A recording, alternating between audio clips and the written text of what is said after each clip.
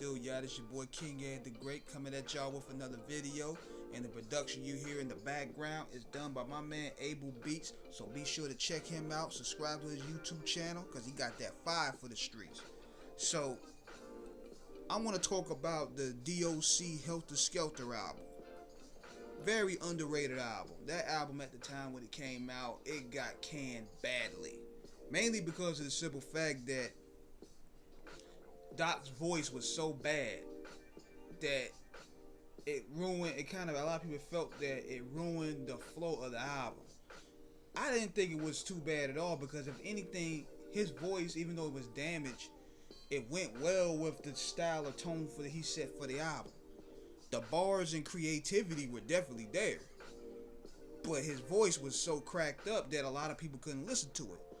But a lot of people don't know is those were rhymes that he had for Dre for the Helter Skelter album that was going to come out in '95. See, after Natural Born Killers came out, that was the type of tone they were going to go in for that album with Cube and Dre, and Doc was going to do the writing.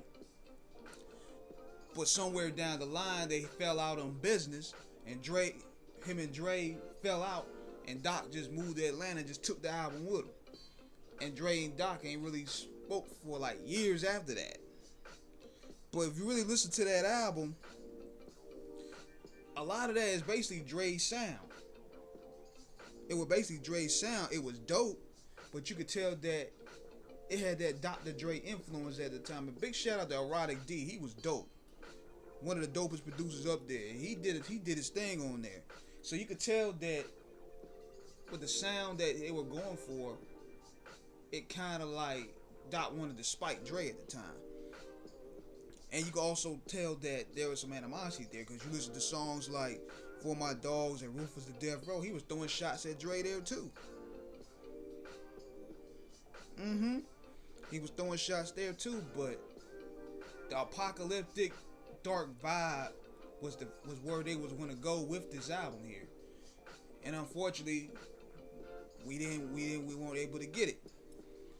So D.O.C. did what he did, took the album down south and re-recorded and got it distributed, and the album got canned, man. I remember the Source giving it 2.5 mics.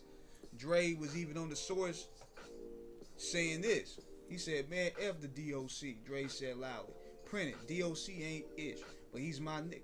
Let me explain that ish to you. As far as business go, F Doc. That MF did some shady shit, trying to forge my name on some shit. Stole my title, Helter Skelter, which is a title that I came up with me and Cube album. He was always talking about the title. Next thing I know, that's what his album is called. So F D.O.C. Plus he's trying to sue me on some other issues. Me and D.O.C. will never do another effing business deal ever again in life. He has a massive ego. What he should have done instead of trying to rap himself was just face the facts. The D.O.C. ish don't sound right. He should have just took that money that he got to do his record, started some kind of label production company, and his album, his shit ain't gonna go copper.